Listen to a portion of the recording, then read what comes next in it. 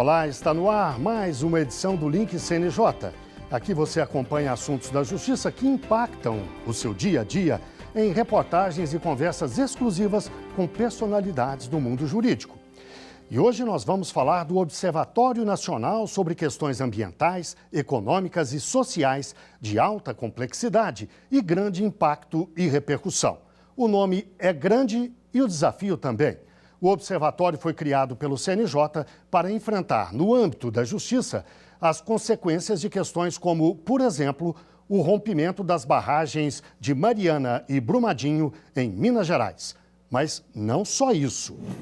Novembro de 2015, o rompimento da barragem do Fundão, em Mariana, Minas Gerais, matou 19 pessoas, contaminou o solo e destruiu a vegetação e rios até o oceano no Espírito Santo. Janeiro de 2019, o estouro da barragem do Córrego do Feijão, em Brumadinho, também em Minas, tirou a vida de 270 pessoas e voltou a provocar mais um desastre ambiental. Os dois casos, que envolvem a mineradora Vale e causaram indignação mundial, foram o ponto de partida para a criação do Observatório, uma parceria do CNJ e do Conselho Nacional do Ministério Público. O objetivo inicial era justamente abordar as questões mais relevantes e em seus diversos aspectos. Então, foram incluídos os casos de Brumadinho, o caso de Mariana, que já estava pendente há mais tempo, o caso da Boate Kiss e o caso também da tragédia de Unai, né, do assassinato dos fiscais do trabalho em Unai.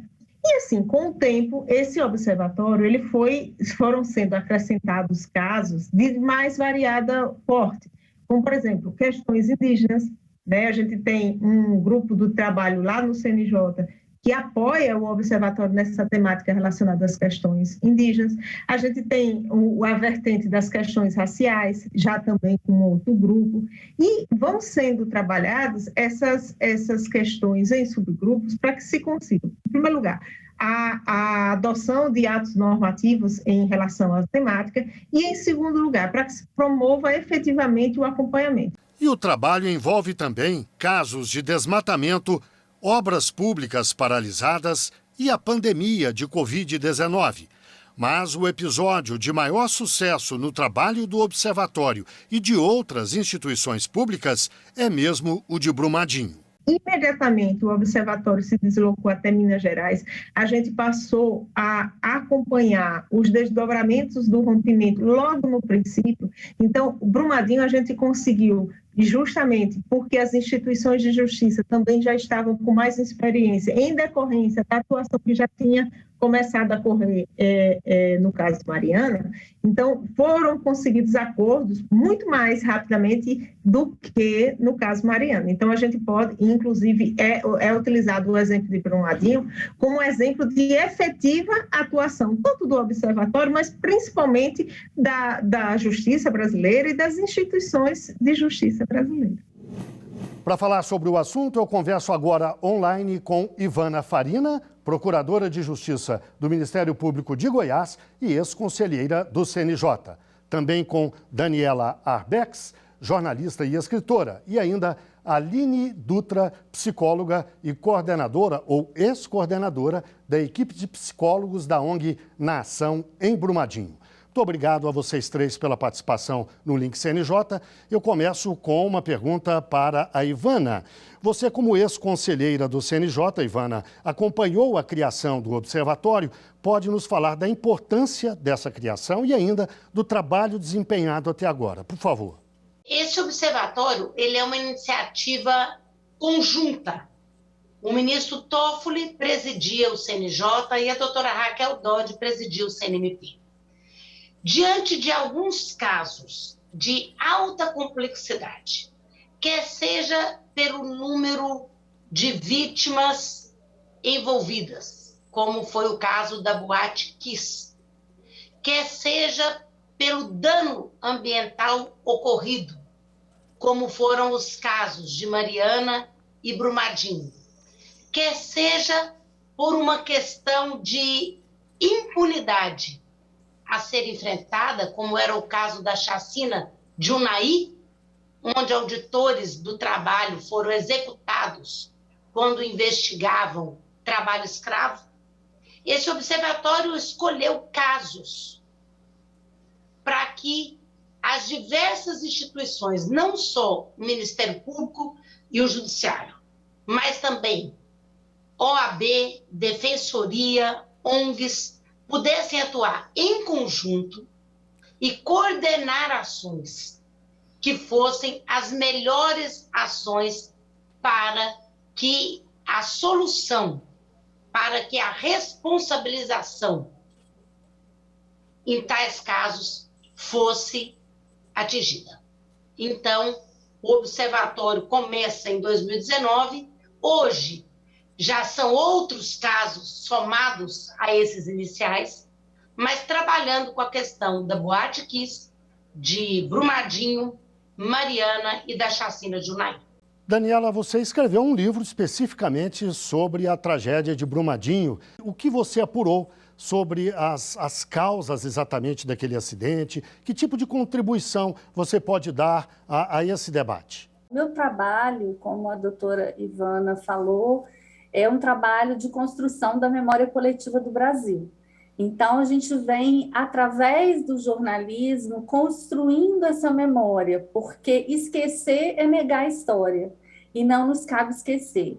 No caso de Brumadinho, a gente precisava entender as causas reais do rompimento da barragem, as consequências desse rompimento para a vida daquela comunidade afetada. A gente tem, então, o maior desastre humanitário do Brasil, com 270 vidas perdidas. A gente fala 272 porque tinham 2 gestantes que foram soterradas com seus bebês. Então, a conta é de 272 vidas perdidas. E, para isso, a gente precisava, então, fazer um resgate do que aconteceu dentro da mina do Córrego do Feijão, no dia 25 de janeiro de 2019, ao meio-dia, 28 minutos e 24 segundos, quais foram as ações que antecederam aquele dia, né, para que aquele dia acontecesse, e o que aconteceu no pós, que aí também entra um pouquinho do trabalho que a Aline vai falar, que eu conheci o trabalho da ONG na Ação.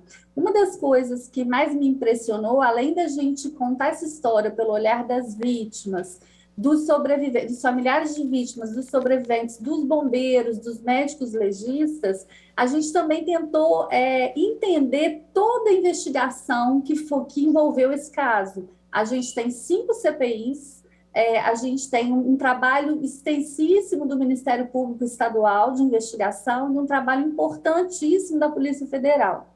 Mas uma das coisas que mais me impressionou nesse levantamento, Guilherme, foi quando eu tive acesso ao Plano de Ação de Emergência de Barragens de Mineração, que é o PAI-BM, e esse plano, que é um plano obrigatório para todas as mineradoras do país, elas precisam calcular, num cenário hipotético de ruptura, quais seriam as consequências dessa ruptura.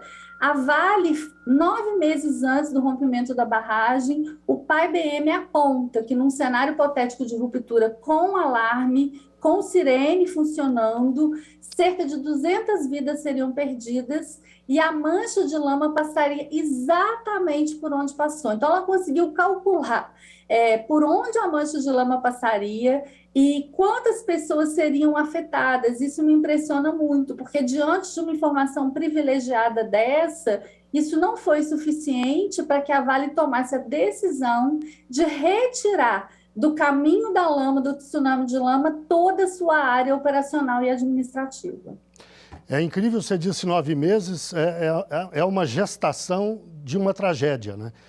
Eu gostaria que você nos falasse um pouco mais sobre as causas exatamente, mas antes disso, você citou o trabalho da Aline, a questão do atendimento às vítimas. Eu gostaria que ela nos desse a dimensão humana daquela tragédia, nos falasse das reais consequências para a vida de centenas ou milhares de pessoas que sobreviveram, parentes das que morreram ou não, vítimas econômicas, porque aquilo causou um estrago enorme. Então, gostaria que você nos falasse um pouco sobre esse trabalho.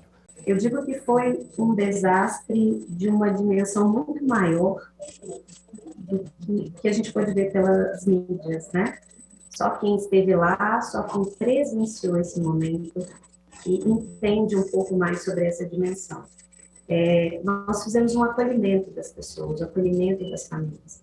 Brumadinho, como um todo, foi atingida, além dos bairros específicos que receberam aí nessa lama e toda essa destruição.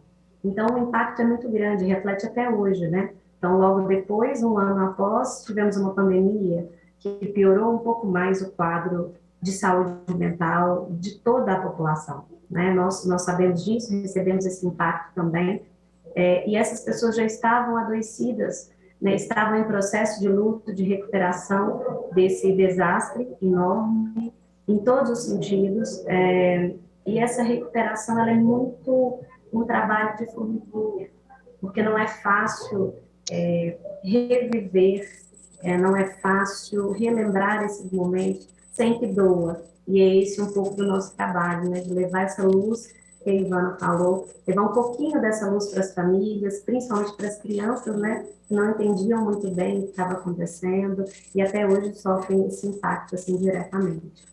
Ivana, você trabalha no Ministério Público de Goiás, portanto, a sua área de atuação não é afeta ao desastre de Brumadinho, mas eu acho que seria interessante você nos ajudar na análise de que papel se pode esperar do Ministério Público num evento como esse e até do sistema jurídico como um todo. Essas partes têm respondido bem a essas tragédias? O que eu posso dizer especificamente de Brumadinho? Eu posso dizer que, para além daquela atividade lucrativa e irregular de uma empresa, eu tinha diversas famílias com economia familiar estabelecida ali. Tinham pequenas atividades em turismo, com pequenas pousadas. Nós tínhamos aqueles que utilizavam do rio para dali tirar a pesca e também ter a sua subsistência garantida. Então, essas questões não vão necessariamente encontrar solução no sistema de justiça. Depois, nós falamos das questões sociais. As questões sociais, elas são muito amplas. Elas dizem respeito tanto ao aspecto psicológico, bem aqui colocado pela Aline, quanto à questão da memória, do resgate de toda uma existência. Ali tem famílias que há anos estão estabelecidas naquelas regiões. Então, vão envolver, sim, essas questões, mas também a questão do direito à vida. E aí, o Ministério Público e o Judiciário vão atuar na busca da responsabilização por aquelas mortes. O sistema de justiça, ele tem monitorado muito bem essas ações. E tem uma outra questão gravíssima, que é o terceiro item do observatório, que é a questão ambiental.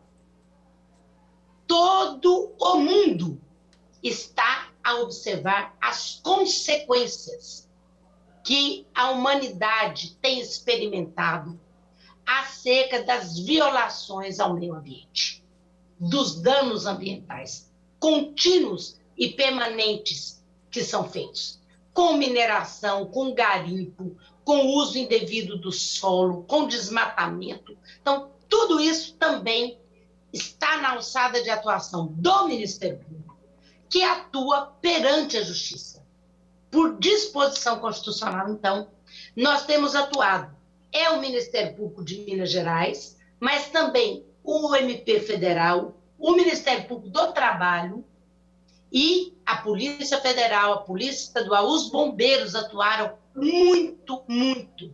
Então, eu respondo que para o Ministério Público e para o sistema de justiça, algumas questões importantes estão em processamento. Eu não posso dizer que as respostas já foram dadas, mas algumas sim. Nós estamos, então, hoje, no observatório, com um painel monitorando todas essas ações ambientais e também as ações que foram aquelas relativas aos homicídios acontecidos. Isso tudo, então, é um processo e nós pretendemos que o observatório garanta celeridade, garanta a duração razoável do processo para essas respostas. Daniela, há pouco você falava de um relatório da própria Vale que 9 meses antes da tragédia de Brumadinho previa não só o caminho que a lama seguiria, o trajeto da destruição, mas previa, inclusive, um número aproximado de mortos que realmente se aproximou da realidade. Ainda aquém, mas próximo da realidade. A gente pode falar simplesmente em omissão? Eles foram denunciados por dolo, e tanto pelo Ministério Público quanto pela Polícia Federal. Eu acho que tem uma coisa que é muito importante de ser discutida aqui em relação ao caminho dessa tragédia anunciada, é que se você ficou impressionado com o fato de que 9 meses antes eles já tinham calculado um número aproximado de mortos, então talvez essa informação ainda impressione mais. Desde 2017, essa barragem dava sinais claros de alerta. Em 2017, a Vale foi informada de que o fator de segurança da barragem, da mina do Córrego do Feijão, estava abaixo do mínimo internacionalmente aceitável. Então, ela foi alertada por especialistas. Em 2018, pasmem, uma planilha interna da mineradora, que foi resgatada na investigação do Ministério Público Estadual, apontou um ranking que chamava Top 10, com as 10 barragens com risco acima do aceitável. Isso é um documento interno da mineradora. E a barragem na mina do Córrego do Feijão estava entre as top 10, com risco de rompimento naquele momento por erosão. Então, impressiona saber que eles detinham as informações e que essas informações foram mantidas em sigilo e não foram colocadas, não foram compartilhadas com os acionistas, com a sociedade, mas principalmente com os empregados da mineradora. 314 pessoas estavam dentro da mina do Córrego do Feijão quando houve o rompimento da barragem. E um perito da Polícia Federal, ele é muito claro quando ele diz que houve sim um gatilho, que foi a perfuração vertical, que estava sendo realizada naquele dia e alguns dias antes, em cima do maciço. Esse foi o gatilho, mas ele deixa claro que se a barragem estivesse estável, isso não seria suficiente para provocar aquele resultado por liquefação, ou seja, a barragem se desmanchou no ar. Mais grave do que isso, quando o PAI-BM foi feito, a mineradora fez um estudo hipotético a partir de um alerta sonoro, e esse alerta sonoro não aconteceu. Se a gente pensar que as pessoas que estavam no refeitório, elas estavam a apenas 150 metros de distância da portaria da mineradora, que não foi atingida pela lama, a gente imagina que se houvesse um alerta sonoro, mais pessoas teriam se salvado. Aline, do ponto de vista das vítimas, o que já houve de concreto para a reparação dos danos? Olha, Guilherme, muita coisa precisa ser feita. E como eu disse, essa reparação, eu acredito que nunca vai ter o 100% disso. A Ivana trouxe sobre a questão socioeconômica, né, da população. Eu diversas famílias que realmente era daquela terra o sustento. Hortas foram arrastadas por essa lama. E pessoas que tinham um poder aquisitivo bom, né, elas não têm mais. E como recuperar isso? Então, tem a parte ambiental, que vendo lá presencialmente, a gente não acredita, não sabe nem como isso vai ser retomado, porque é muito grande a extensão.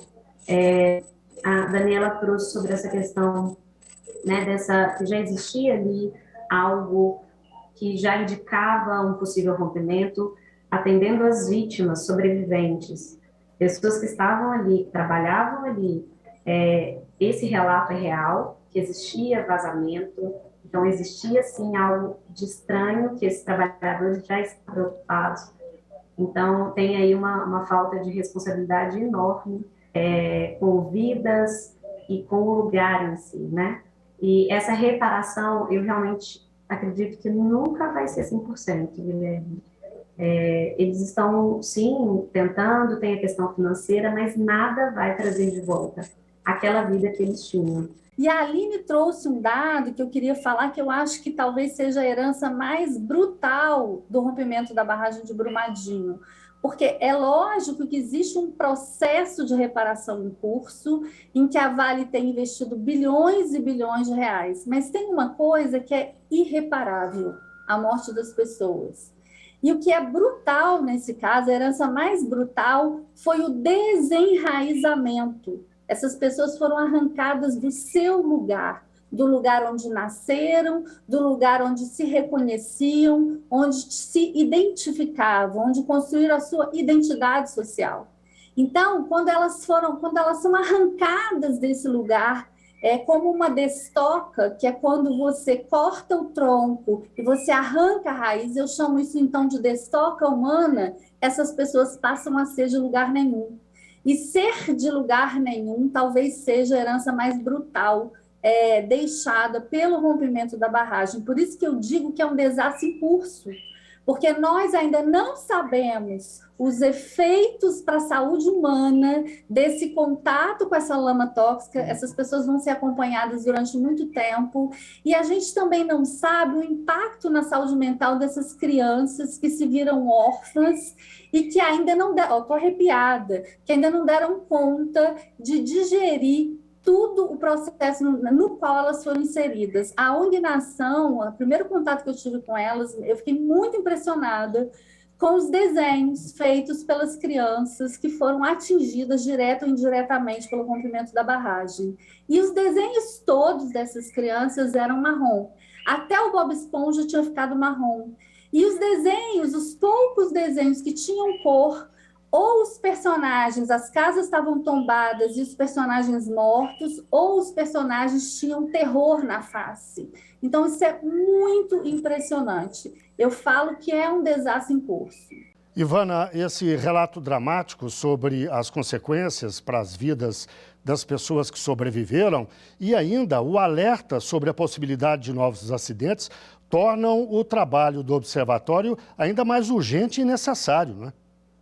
Exatamente. É por isso que eu disse que esse acompanhamento é permanente. O Ministério Público, que tem atuação na área ambiental, já tem procedimentos investigatórios em curso, Guilherme. Isso é muito bom que seja dito, porque essas situações precisam, sim, de medidas preventivas. Nós não podemos aguardar. Não é esse o papel do observatório. Ele atua ou para dar resposta a essas tragédias e esses acidentes e esses crimes ambientais já acontecidos, mas também ele atua na prevenção de novos casos. Bem, chegamos ao fim do nosso programa. Eu agradeço muito a participação de Ivana Farina, procuradora de Justiça do Ministério Público de Goiás e ex-conselheira do CNJ. Agradeço também a Daniela Arbex, jornalista e escritora, e ainda a Aline Dutra, psicóloga e ex-coordenadora da equipe de psicólogos da ONG Na Ação, em Brumadinho. Muito obrigado, portanto, às três pela participação no programa. E agora o link CNJ dá notícias da Justiça pelo Brasil. Vamos dar um giro pelos estados e pelos tribunais. O Tribunal Superior Eleitoral renovou a parceria com as principais plataformas digitais que operam no Brasil: Google, WhatsApp, Facebook, Instagram, YouTube, Twitter, TikTok, LinkedIn e Quai. Todas se comprometeram a ajudar no combate à desinformação nas eleições deste ano e vão priorizar informações oficiais, como forma de diminuir o impacto nocivo das fake news. O plenário do CNJ aprovou a criação da Ouvidoria Nacional da Mulher no âmbito do Conselho. O principal objetivo do novo órgão é informar os direitos da mulher vítima de violência, além de ouvir, receber e encaminhar os procedimentos judiciais referentes a atos de violência. A primeira ouvidora nacional da mulher será Tânia Reckzigel. Ela vai assumir a função no dia 8 de março, depois que deixar o cargo de conselheira do CNJ. O Tribunal Regional do Trabalho da 7ª Região, com sede em Fortaleza, registrou aumento no número de processos sobre trabalho análogo ao escravo no Ceará. Em 2021, foram 24 processos, contra 12 em 2020.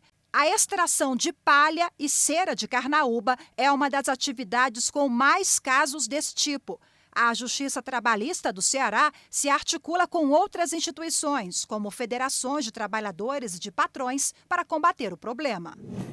É hora do CNJ nas redes? Vamos ver algumas das postagens que marcaram a semana nas redes sociais do CNJ. Olá! Você sabia que as agressões verbais, físicas ou psicológicas que as mulheres sofrem por parte da equipe médica antes, durante ou após o parto são consideradas violência obstétrica? Uma publicação do CNJ tratou desse importante tema. Lembramos que, apesar de ser um momento esperado por muitas mulheres, o parto pode ser muito traumático a depender de como a gestante é tratada, tendo em vista as suas condições físicas e psicológicas. Em 2017, o Ministério da Saúde publicou as Diretrizes Nacionais de Assistência ao Parto Normal, que orienta profissionais de saúde e gestantes nessa hora. Confira esse documento nas redes do CNJ. E mudando de assunto, em tempos de relacionamentos mediados por computadores, smartphones e aplicativos, é preciso estar sempre atento às armadilhas e golpes financeiros que envolvem seus sentimentos. O estelionato sentimental está em alta, já virou notícia e até documentário de sucesso. Ele acontece quando alguém busca tirar vantagem econômica e financeira de uma relação amorosa, se valendo da confiança conquistada. Geralmente, assim que obtém o que queria, o golpista termina o relacionamento ou simplesmente desaparece.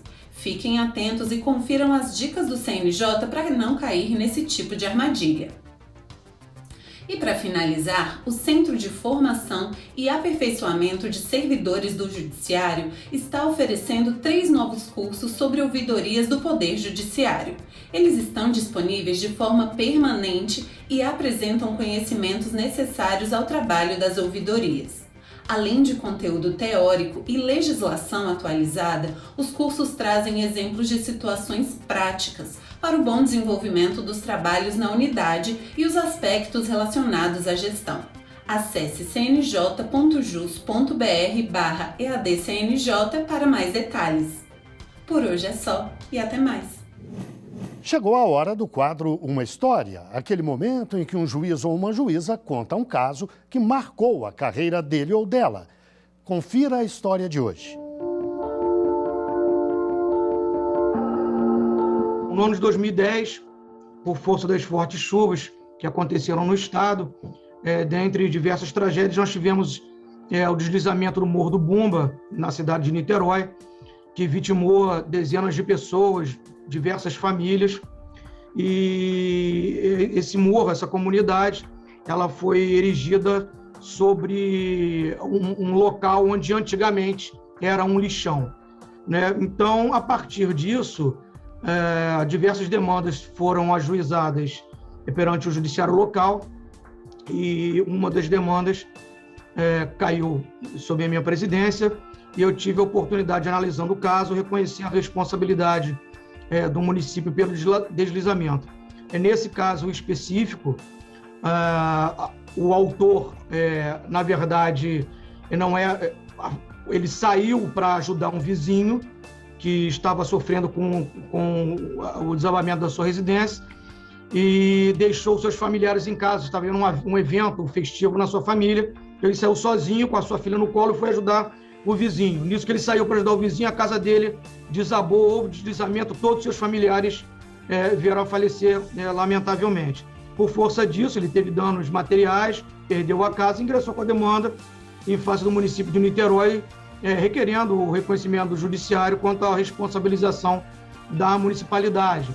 E ao final da demanda, que nesses casos não devem demorar muito, né? O judiciário tem que dar uma pronta resposta aos reclamos da sociedade, houve por bem ocorrer a condenação do município de Niterói, onde restou reconhecida a sua responsabilidade por ter, à época, não só se omitido no que tange ao início da formação daquela comunidade naquele local que era de alto risco, mas, inclusive, construindo áreas públicas, jardins, quadras poliesportivas. Os fatos aconteceram em 2010, a sentença, se não me engano, foi em 2010 ou 2011, e houve a condenação do município ao pagamento de danos morais na ordem de R$311 mil, fixou-se o dano material em um salário mínimo, nas circunstâncias daquela causa.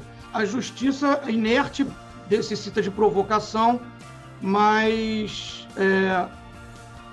ao menos na comarca de Niterói, há um Ministério Público bastante atuante e, à época, desde antes do acontecido, diversas ações civis públicas foram e são até hoje ajuizadas, voltadas justamente para impedir a ocorrência de novos casos como esse, que são sempre, como você bem ressaltou, são sempre evitáveis, né?